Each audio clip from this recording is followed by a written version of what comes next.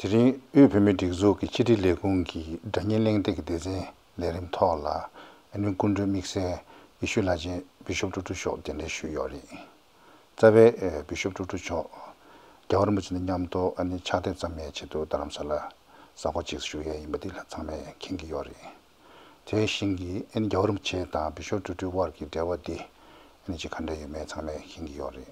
Tabe Bishop Tutu cho Geji tola and the Chiwata and Changde, Tishingi and Law Africa, so Miri Tabjur tola and the Chalana this Severin. And Pebech is all Tom Chashavina. And it's two Gundune, Bishop Tutu, and the Pilgrim Nathan tola, Tuzo Kaduchung, and the Pilgrim Nathan the Changde in Bachitan, Dilla and Ganga Gabu go over the Nathan Sego over the Mix Umelam de Yang Tower in Bati, and it did all like a make a Koshin Chigo over the Katuna Song de Yori. Mixer Nanzu and the Tachika Pugui Chidilum Chashavina, Bishop Tutu Yamdo, Chane Mamona, they were Chane, Shubina, Sabe Bishop Tutu and the Law Africa Shubre, and the Yormuche Gujukudu, half which do not do any mean, the Luzan and Dewa Chimbere, and it's Yormucheta, Bishop Tutu Devoti, and Shindon Ked Pagwacheta, mixation with Jimbody, several Bishop Tutu and Donga Nelson, la Chibjon and the Jauru, which might do shadow jet and in Share, Simbe, any Kijin Nija, Gagal Chibina doing any Jauru, which Gazo Chimberton and in Shudanti, and just Neda Shanato Sing Mayon Chire. Ine and Bishu to do Cholo Africa Chasha and Anzu Tunju Leagatola, that Cheddar Chungson Gabjon and Chire. Captula any Robin Island la, any peace jam to Leventola, you may be sure to do Yamdo.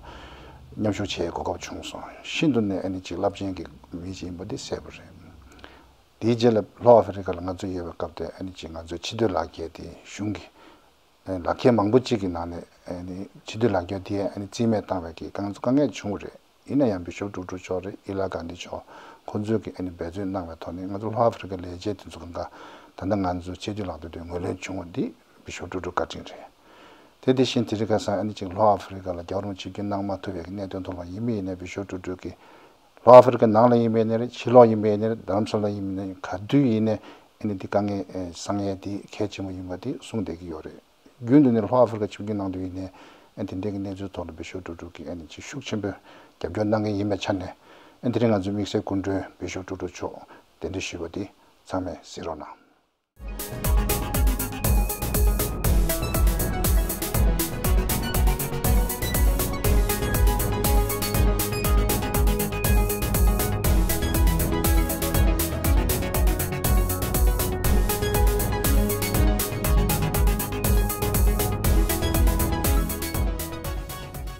Good evening and Tashi Delek to all.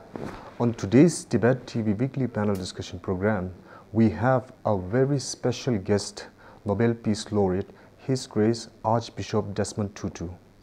As you all know, Archbishop Desmond Tutu is in Dharamshala for a 7-day visit to meet his friend and fellow Nobel Peace Laureate, His Holiness the 14th Dalai Lama. Together, the two are collaborating on a book called The Book of Joy. Taking this rare opportunity of his presence in the town of Dharamshala, we have invited Archbishop Desmond Tutu for this program, and we will discuss certain issues, including the purpose of his visit to Dharamshala, his friendship with His Holiness the 14th Dalai Lama and Tibetans, and his support for the Tibetan cause. We will also try to explore his views on the peaceful nature of the Tibetan struggle. But before we begin the discussion, let me briefly introduce to you Archbishop Desmond Tutu.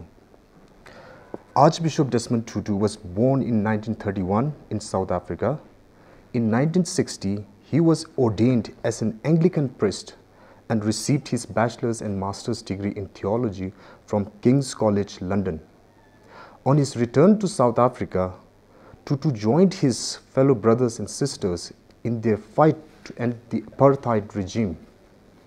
Through his writings and lectures at home and abroad, he consistently advocated reconciliation between all parties involved in the apartheid. In 1984, he was awarded the Nobel Peace Prize in recognition of his role as a unifying leader in the campaign to resolve the problem of apartheid in South Africa. After the fall of apartheid, Archbishop Tutu headed the Truth and Reconciliation Commission. Since his retirement, Archbishop Tutu has worked as a global activist on issues pertaining to democracy, freedom and human rights, among many other issues. That's the brief introduction of our today's speaker, Archbishop Desmond Tutu. Your Grace, welcome to Dharamshala, the official seat of His Holiness, the 14th Dalai Lama, your spiritual brother, to quote His Holiness, and also the seat of the Central Tibetan Administration. This is your second visit to this place. Please tell the viewers, what is the purpose of your visit? Thank you very much. It's always lovely to have an opportunity to meet with one of the most wonderful individuals in the world. And I don't need any purpose at all. But yes, you're quite right, as you said in the introduction. We are together being interviewed for a book, the Book of Joy. And every day we have had 2 sessions with His Holiness, and the person who is going to be the one who is going to be writing the book. But we've come and said, you know, although his birthday is still some time away, I won't be able to see him then. I will want to be wishing him God's richest blessings. He who is such a wonderful conduit of blessings to others. Your Grace, you are one of the strong supporters of the Tibetan cause for the last many years. In fact, every Tibetans know that. But what many Tibetans don't know is how you first came to be associated with the Tibetans and what drew you to their cause. Please tell us on that. What? I don't remember now. I seem to have been involved from the moment that I got to know His Holiness. We met in the United States a few years ago, and I have generally been very, very upset at any instance of injustice.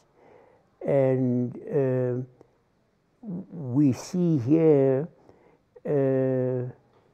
a gross example of huge injustice being done to a gentle people. And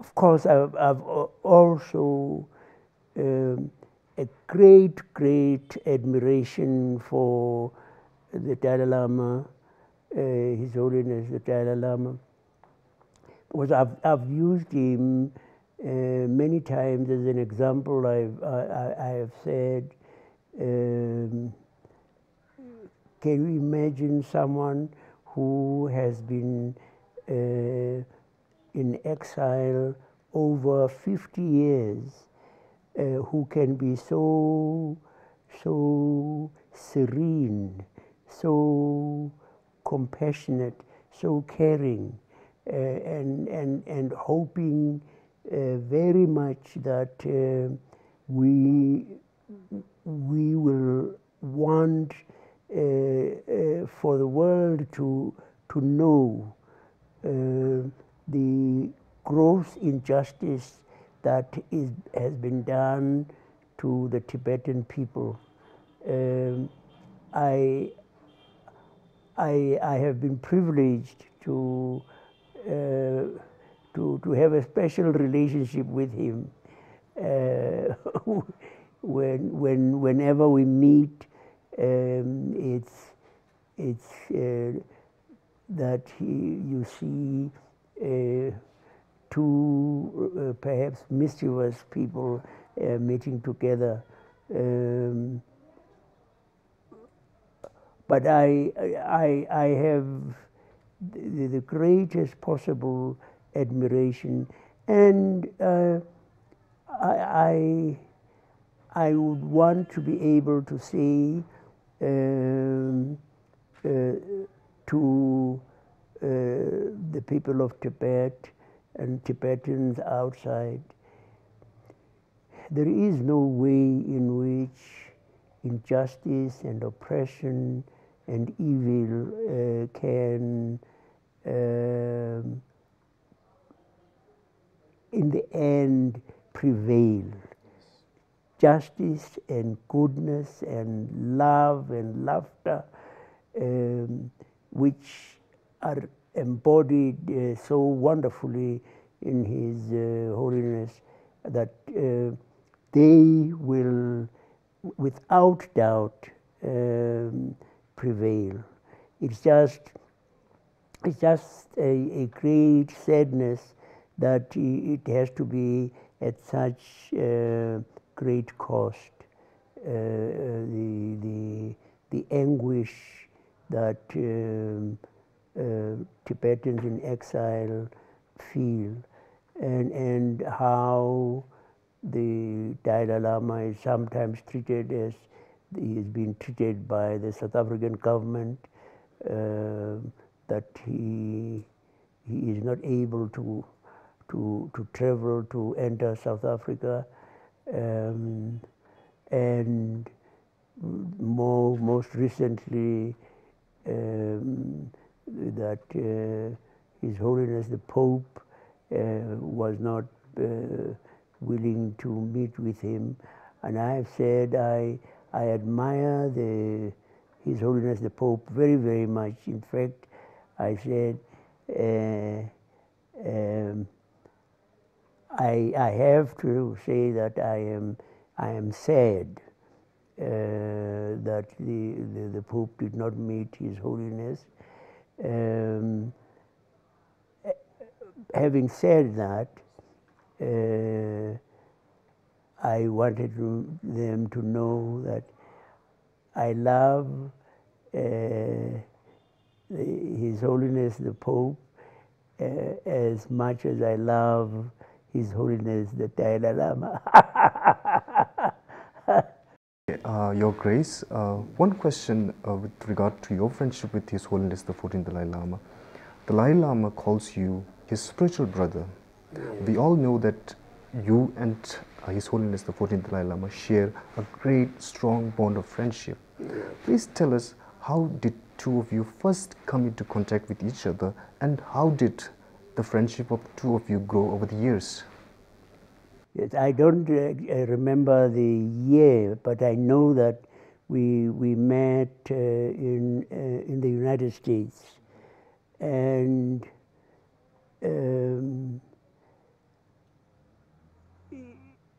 I think it is one of those things where the chemistry between us happened just like that, and because he is he is serene and joyful and mischievous. Okay. Yeah, that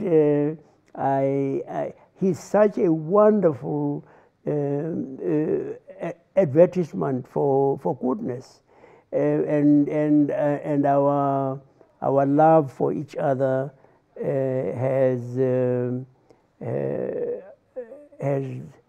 blossomed, especially as he has met with these setbacks when for my 80th birthday, we wanted him to be the first to give the peace lecture associated with our birthdays.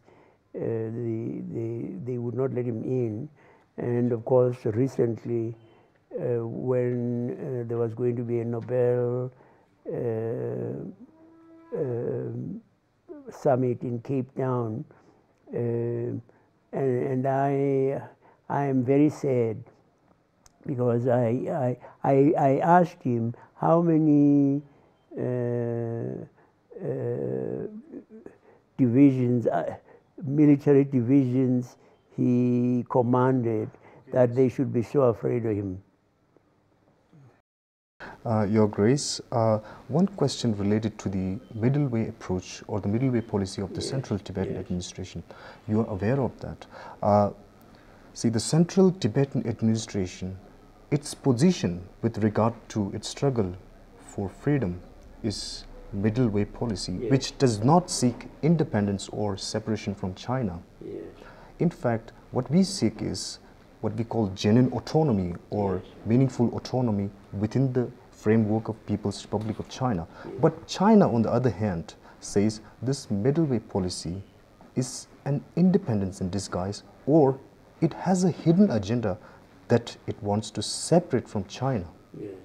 So you see, there are two opposing views. What comment do you want to make? No, I just want to say again that I hope so very much that the Chinese administration will help to improve their public image by allowing His Holiness the Dalai Lama to return to his home with all the Tibetans who want to go back home, that they must believe that Tibetans have said categorically they support the middle way, and they do not want to secede, but they want to be able to continue with their traditions, their language, their religion, and that poses no threats to anyone. And I am certain, I mean, that if they were to look with an unbiased eye at what the middle way means, they would see that it poses no threats at all, and that it would improve the image of the Chinese government. Yes. And I pray that it can happen in our lifetime. I pray that Tibetans will be able to return, so that I too, at the age of 83, will be able to visit Tibet and celebrate with you there when you celebrate your homecoming.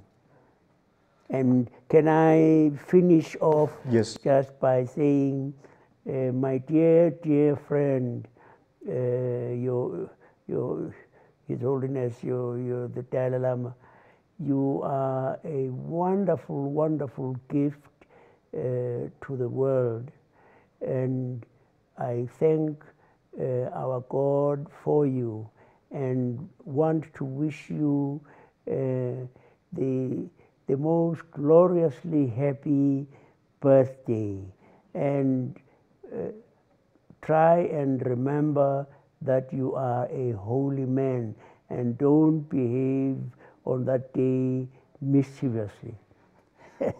Thank you, Your Grace. That's a very powerful message. With this, we come to the end of our program, and I hope the viewers enjoyed listening to Archbishop Desmond Tutu. Thank you, Your Grace, for taking your time out to speak to us. I'm sure you're very busy. It's a wonderful experience to hear your opinion about some of the issues we discussed. Thank you, Your Grace, once again. Thank you.